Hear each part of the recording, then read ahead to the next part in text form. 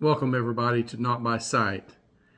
Boy, this last few weeks has been something else, hasn't it? I mean, many of us have seen on the news and other forms of media about what's happening in Israel and with Iran and all that's going on over there.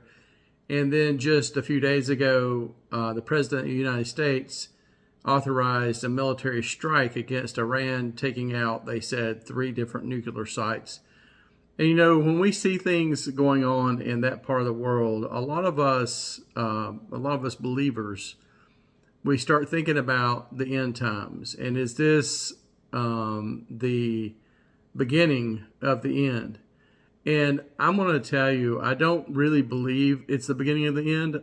I don't have anything to really say for sure that this is not the beginning of the end. But I think it's a foreshadowing of things to come.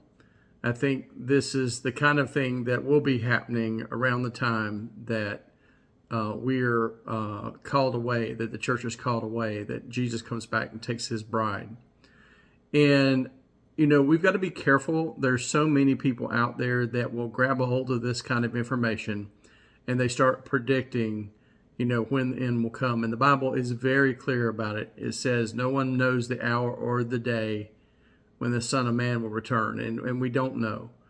So if you hear somebody proclaiming that they know that this is a prophetic prophecy being fulfilled that's going to unleash the end times, you're listening to the wrong person. You really are. And besides that, this is not what God has called us to be as Christians. We're not called to be people who go out and look for the beginning of the end and proclaiming the end of the world. What God has called us to do is to go out and proclaim the gospel through the way that we live and the relationships that we have with others.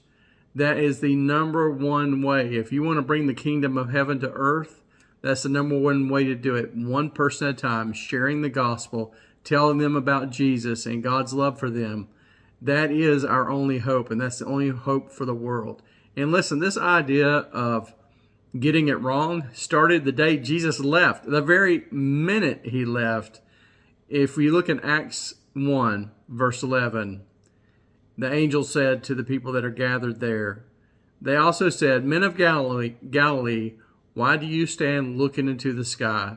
This Jesus whom has been taken up from you to heaven will come in just the same way as you have watched him go unto heaven.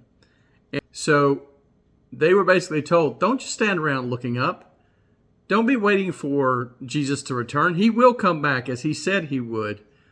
But he's going to come back when the Father tells him to come back.